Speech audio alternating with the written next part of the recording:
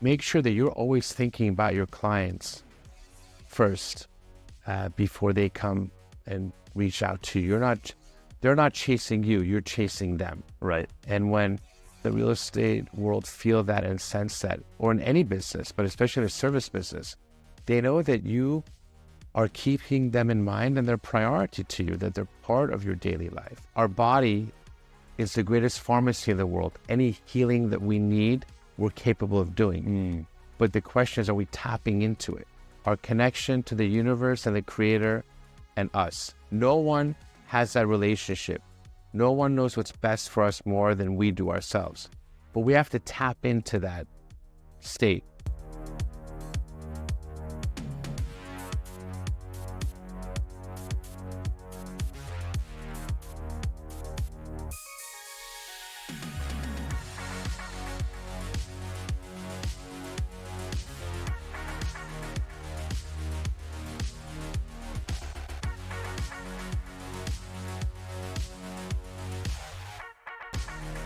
Ladies and gentlemen, welcome to episode number 8 of the Success Series. I am your host, David Berg. I'm here alongside our co-host, Michael Konofsky.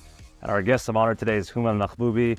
Houman is a real estate icon in Los Angeles, California, primarily in Beverly Hills. He started his career in a private firm where he worked for many years and then sold his shares back to that company and moved on to the conglomerate JLL, which I'm sure many of you are familiar with. He had a lifelong of successes there for the last 8 years and has now moved on to CBRE, where he looks to extend a new chapter in his life. The stage is yours. If you could just give us a little bit of background and extend on what we introduced you as. Well, first of all, thank you very much for having me today on your show. I'm honored to be here. I've always been in the real estate world. My family has always been in real estate, so I grew up in that business since I was a 5-year-old, 6-year-old, and I would wear the hard hat with my father and uncles and go to the various sites of development that they were part of. So real estate has always been part of my pedigree and who I am, and I grew to enjoy it and love it. And what I'm doing today is really based on all my years of experience, learning, and just being part of that whole world of real estate. When you were younger, did you know real estate was going to be your destiny? You know, I started realizing that in high school. Before that, like any other kid who has big dreams, I thought I was going to be a professional athlete. Very different from real estate. Very different. Real estate. But I was always a huge fan of the underdog. I still am, because it allows people to come together and bring the best out in people. So when I did realize I wanted to go to real estate, I made that my goal, and I further stepped into that field with my schooling. I graduated from the University of Southern California Business School, and then came into real estate, but then did a U-turn, left real estate for 10 years and went to the entertainment business. Really?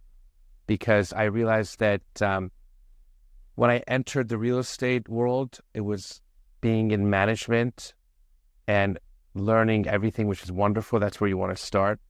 But after that, I was tired of listening of people complaining all the time and not being happy about what was going on, and you're constantly taking care of their needs, but they're never happy anyway. Right. It doesn't matter what you do. So I realized at the age of 24, I'm very limited. I want to do something unlimited and something that's more impactful. And I ventured out into the entertainment world, which is in fact very similar to real estate. Why? Because you take a property, which is a script, Sure. and you package it, you put all the pieces together, from funding to the actor, the director, the producer. You bring everything together and you have a final product to be able to show. But I quickly realized that as passionate as I was in inspiring and bringing out the best people and opening their hearts, and entertainment being that vehicle, that it's not as you would think, because you're dealing with a lot of situations and people that make it challenging. Sure. And being that the business itself is very challenging, unless you're in the system, it's going to be very hard. So after a 10-year run in that, and before getting married, I realized I needed a real job. So I decided I'm going to go back to the real estate business. Right. But this time not as a limited role of being a manager or being in management, but becoming a deal maker. Were you writing or producing in the entertainment business? No, what I was raising money through actually various different real estate companies that I knew of and other people, other businesses that wanted to have fund money to put into the entertainment business, and I would option scripts and package deals. But it wasn't something for me at the time. Right. I met incredible people, and who knows? Maybe the work that I did back then will lead to something great, right, in the future that we can determine. But all that hard work, if it's meant to be, could turn into something spectacular one day. Absolutely. You mentioned going to University of Southern California prior. Was that always something in your family growing up that was a must? Was it something that you desired to do? When you realize that your cousins and uncles and friends have gone there and your family says, we'd love for you to be part of the family business, and you start interning from high school and then in college, instead of being part of any fraternity or anything, the days that I didn't go to school, I'd come and work in the family business and learn more and more about it. And I did start in the mailroom from high school, so nothing was given to me. Okay. Everything was learned from the bottom, going to the top, which I would suggest and recommend to everyone in any field of endeavor.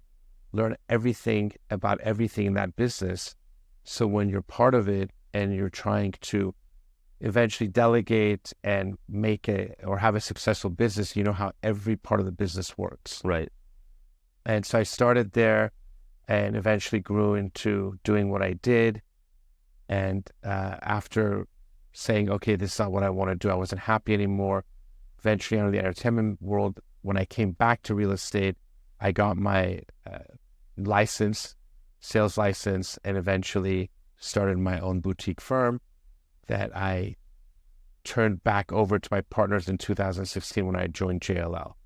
Got it. And in doing so now, I'm sure, as you know, almost every aspiring 20-year-old has thought about real estate, considered being a real estate agent, broker, or at some capacity. Is it easier today or harder today than it was when you got started to enter the field?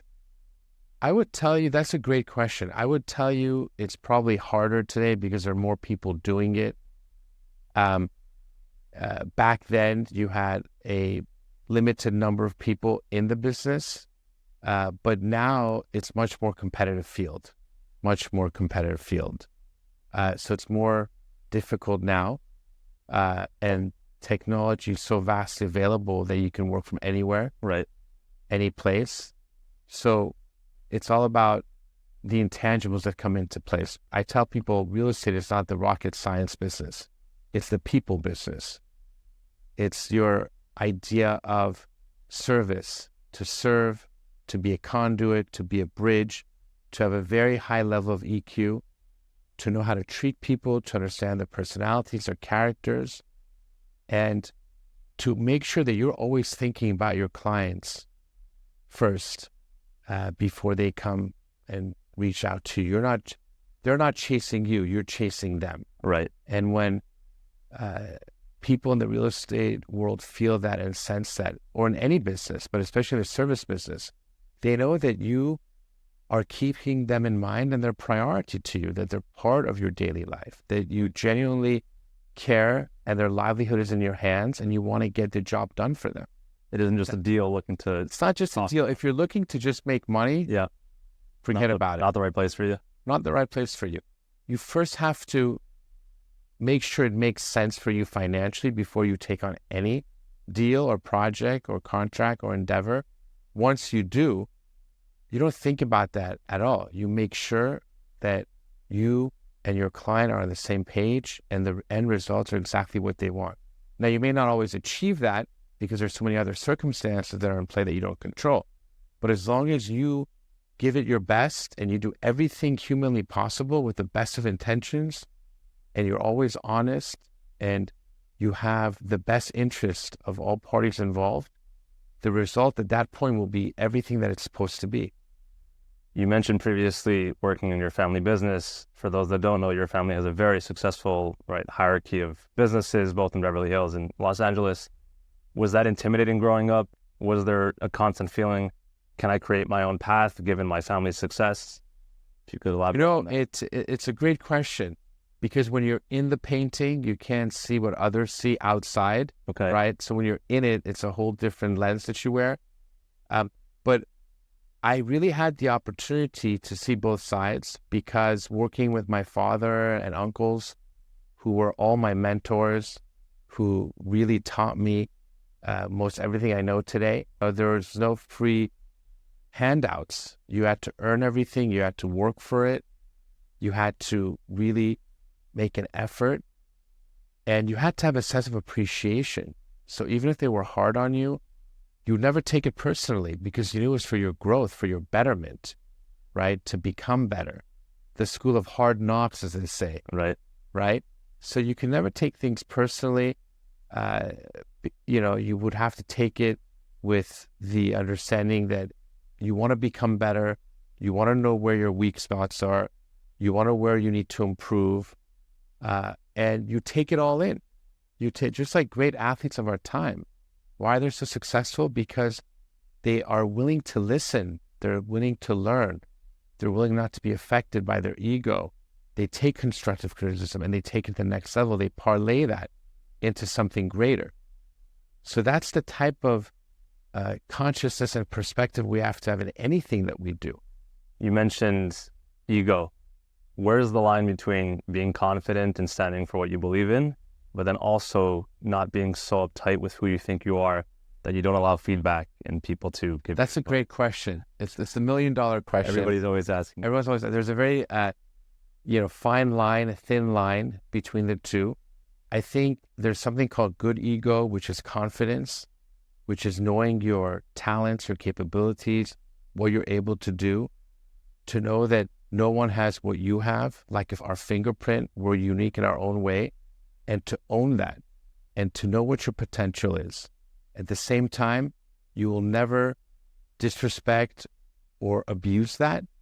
You will treat people with the utmost level of human dignity and humility. You'll be firm when you need to. You'll be confrontational when you need to. You'll get your point across. And people may not like you. Not everyone may like you. But if everyone likes you, then you're not doing something, you're doing something wrong, right? You can't be a people pleaser. You have to challenge people. You have to stand up to people, especially when you know what's right and good for the greater good. And I think that's a fine line, to, again, believe in yourself, to own it, do it with confidence, get the job done. I always tell people, if you want to know a person at the highest level, be all the things that you want them to be to you. What does that mean? If you want to know if someone's honest, loving, and kind, be all those things. Because then they can never fake that. It becomes a clear filtration system, like the clearest MRI that you can think of, that shows the exact nature and identity of that person.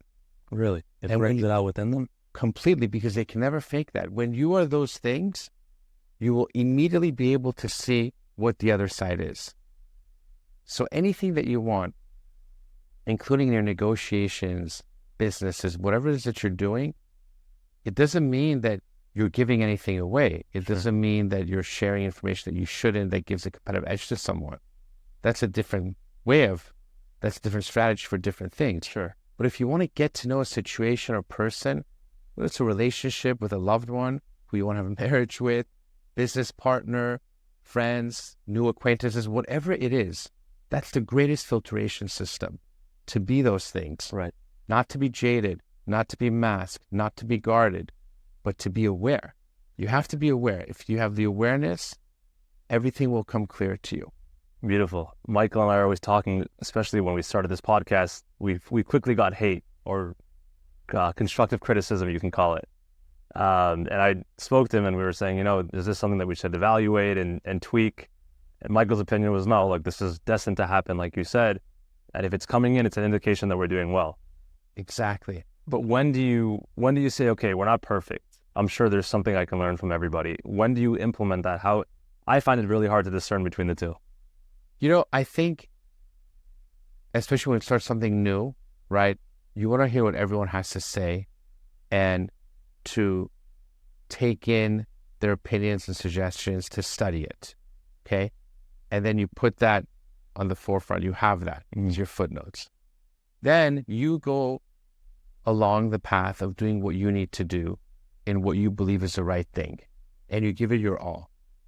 There comes a point where you understand, is this for me or isn't it? Does it resonate with me? Does it go hand in hand with my DNA and blueprint? Is it disruptive in my life, or is it harmonious? You know, is it on the same frequency of everything that I'm doing?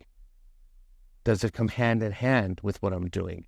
Once you have that sense of peace and comfort and knowing that, okay, this is what I need to do, then when you look at the feedback, then you'll see which make sense and which don't, which are real, which aren't, which are from the best of intentions and which aren't, right? Because there's a lot of, you know, as we talk about in the metaphysical world, the Kabbalistic language, the evil eye, there's jealousy, you know, it's part of human nature, right? But that's part of the evolution of humanity. We all have things of that within us. That's why we're here to become better, right? The harder we work on ourselves, the harder we work on knowing who we are and what our identity is, and owning that, the much clearer all the feedback around us come. Again, so you don't have to even be confused about it at that point. Everything becomes clear because you're doing the work that involves you, right? And if you have a system or a platform that can never be shaken because of your resiliency, because of your strength, because your connection to your heart and soul, because of your consciousness, right? All these things play a role in dealing with what we call the physical entity, the physical world, right? It's a very chaotic, constant up and down world. But what allows us to partake in two parallel universes at the same time is exactly that. How are we within ourselves? How are we putting ourselves in a position where we're constantly transforming and becoming better and being who we're meant to be? Right. You know? Completely. To pivot on what you said earlier about the family business, I was speaking with somebody, I think he was 18 or 19, about a year ago. His family is very successful. They're public figures. And he was saying that throughout his entire childhood, and now he feels like he'll never have his own lane. He'll always be the son of. He doesn't have a platform to express himself. And he still is unsure what he wants to do with his life. He's only 18, 19 years old.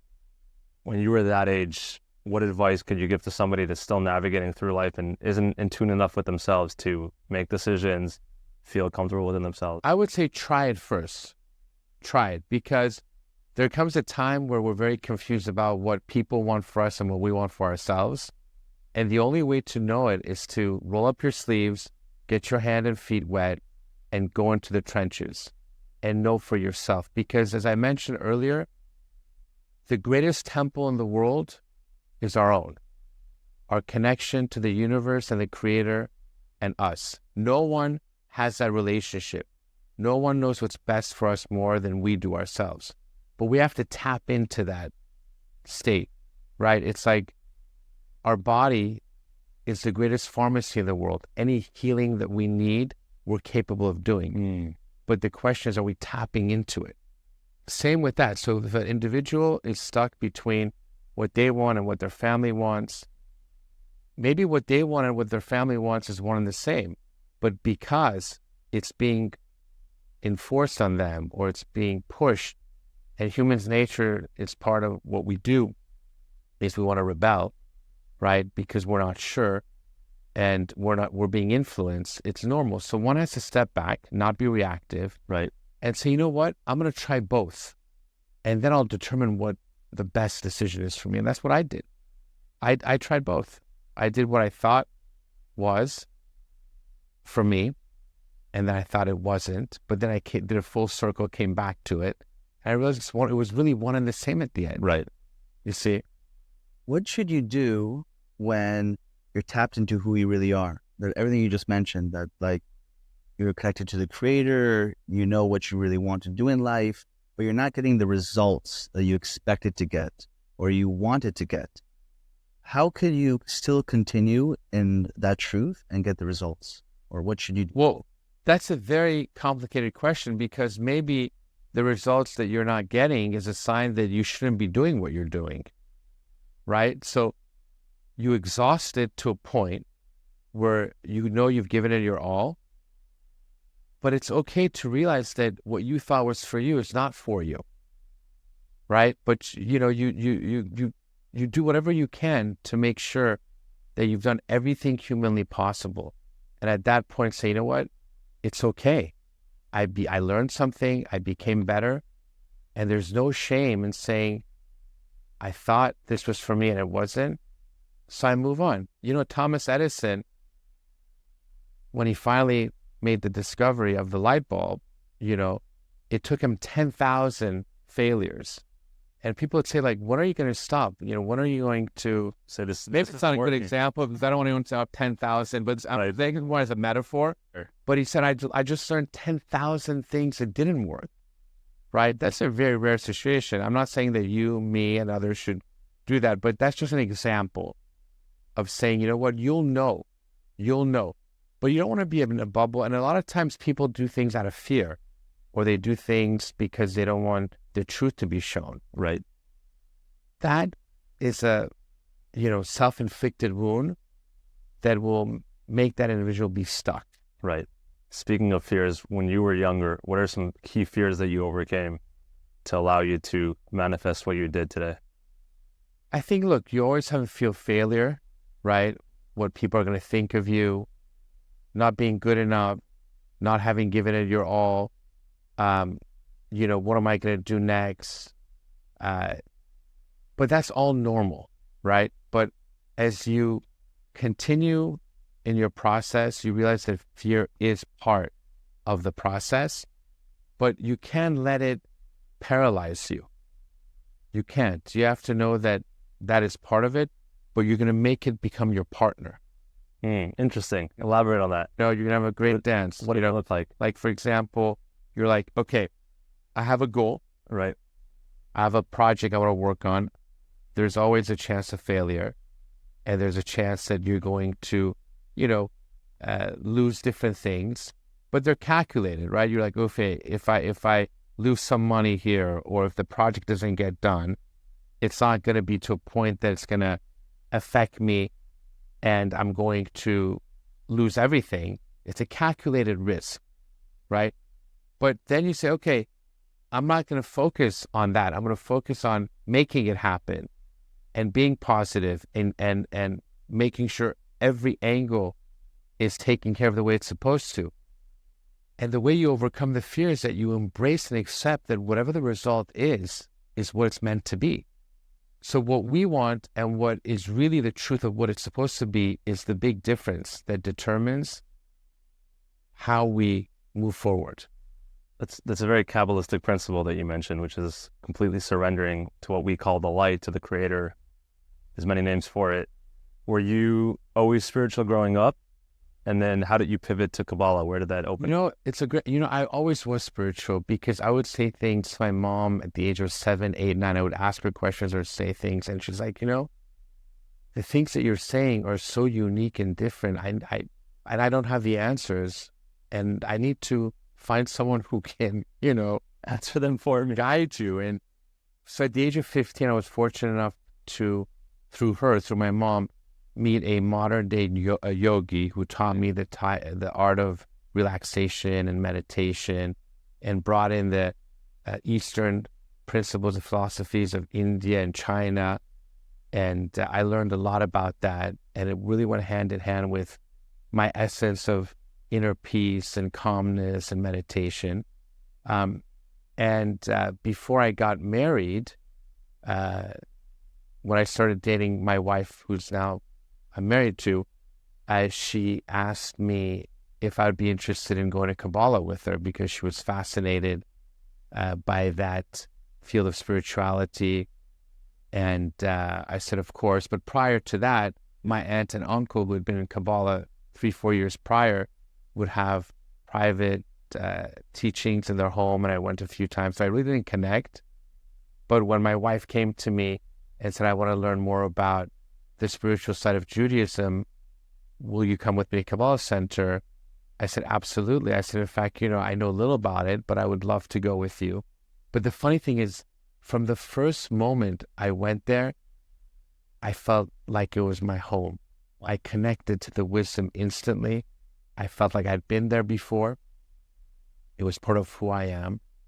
So it wasn't something like, oh, I'm going to learn something new. It's something that I knew that I may have forgotten, right? That was being revealed again to me. Absolutely. And what was your initial reaction to it? Like what you said it made you feel at home. But when you realize that Kabbalah is the teaching and wisdom to the entire world, there should be no religion, that Kabbalah is the universal language of spirituality and humanity, and you realize that it's the blueprint, that you're being given this gift, the blueprint of life is in your hands, and everything that you need through your hard work, dedication, desire to decode this map of life, it's the greatest gift in the world. That's why as many people as possible should be privy to this wisdom, and not only to study it, but to make it part of their lives, to live it, because what greater gift is that? Now I understand when they say the Israelites were the chosen people, right? What that means is not that we're better than anyone else, but that we have the responsibility and obligation to share this wisdom with the entire world. This Ogla Goim, and the Torah says to be the light. Nations. It's not that you're better. It's not that you're greater. Right. It's that because you embraced it, because you had the understanding and the consciousness of how valuable this gift was, it is now a must, an obligation to the highest level that you share this with the world. Whether people decide to embrace it or not, that's up to them. But it's our job to open the door for them. And I think you're a living example of, I know you're active on your social medias with posting content that you've experienced in Kabbalah out there. But even on the business side, you've been a mentor to me for sure, and I know you're happy to help really any aspiring 20-year-old individual. Where did that desire for you come from to share your light with others? I've always had the desire to make a difference in people's lives, to be a force of influence, to bring the best out in them, to inspire them. And the greatest language that I've always known, it's a gift that I was born with, is the language of love. There's no greater attribute in this world than love. I've always loved people. I've always loved myself. I love the people. Not common. So for me, it went hand in hand with knowing that, even though you can have all the wisdom and knowledge in the world, and you can be the greatest of what you do, but if you don't have the understanding of love and that connectivity of connecting to people's hearts and making them feel the way that they don't even know how to feel, because sometimes it's hard for them to connect to that. But everyone has it. Everyone. All of us. So I just like to, give a little taste or feel of it and just say, you already are love. That's who you are. That's what you are. And it just goes hand in hand with that. It comes to the fact that I feel that we're all here to make a difference in people's lives, and to understand that there's no greater relationship in this world that between and among human beings. That as independent as we are, we're interdependent. We need each other. That we are a composition of everything and everyone around us. So anyone's greatness or success has to do with all the people around them. I just happen, you just happen to be the carrier or the gatekeeper or the conduit or the channel or the trustee of that end goal, but that involves everyone else to be part of that. And my desire to connect to people and bring out the best in them and make a difference in this world, to share as much goodness and love and kindness is really the driving force for me. Beautiful. And you can do that in any field, whether it's business, your personal life, with your family, your friends, your community. But there's a very key caveat to that, very important point. How you are in your own world will determine everything else that you want to do in the real world. So everything that you're saying, how are you when you're with yourself? How are you with your spouse, your children, your parents, your friends, your coworkers? How are you when no one's watching you? You know? So in order to do everything that we're talking about, first make sure you have that within you, because that's where the work begins. If you don't have that, you can have all the lofty goals in the world and all the wealth in the world. It won't mean anything. We spoke about that before we recorded, and you mentioned that the 20-year-old decade of your life is when you have to experience the most amount of things and take the opportunities that are there. Where does the fear of not amounting to something, the expectations that are set on from your family to make something happen very early on, how can you balance the two, where you're still experiencing, you're still having a great time in your 20s, as you should, without pushing out those goals and, you know, being in your mid to late 30s without a real success under your belt? Well, you have to know that there's an era in every decade, right? There's something, the theme in every decade, there's a specific theme. We have to make sure we're consistent with that. So our 20s, when we graduate from college or university, is the 10-year period that we're discovering ourselves, our goals, our relationships, who we want to be, what we want to be, who are we? And I would tell you that it's very important in a healthy way to go out there, in addition to working hard, working on yourself, having fun, knowing who you are, to have as many experiments as possible, and to know that there's no such a thing as failure, that it's all positive results, because the results that you get will give you the answers that you want. Your 30s to 40s is the decade that you want to really settle down, know who your wife or husband is going to be, know what your career is about, start a family. It's the pillars and the foundation for your next 20 to 30 years. But 20 to 30, take that time to really discover yourself and experience life to the fullest and try things, because it's the only, not the only, but the perfect time to fail and to learn from those failings. The risk is lower, and you have, right, thankfully. And there's nothing wrong with that, you know, because you've given it your best, you're trying something. To become successful, you have to go through all those hardships. You know, it's part of defining who we are at the end of the day. Sure. We've heard the professional and spiritual side of Houman. What do you do for fun? You know, my biggest fun is being with my family, my 3 beautiful kids and my wife. Any free time that I get, I love being with them. I love spending time with them. They're my biggest joy in life. You know, life gets in the way. We get very busy with our careers, with what we do. And time to, you know, for myself, obviously, it's very important to, you know, meditate, pray, work out, read, connect to nature, you know, all the things that help me be who I'm meant to be and be the best that I can be. So that's really, you know, I'm not that complicated when it comes to enjoying the simple things of life. That's apparent in your consistent smile when I see you. That's the foundation of everything that I am. And, you know, if I say that if I can forever be with the people that I love, you know, and to be blessed every day, to be alive and to do what I'm doing, I'm the happiest man in this world. Because when you're in that state of mind, there's nothing that you cannot do.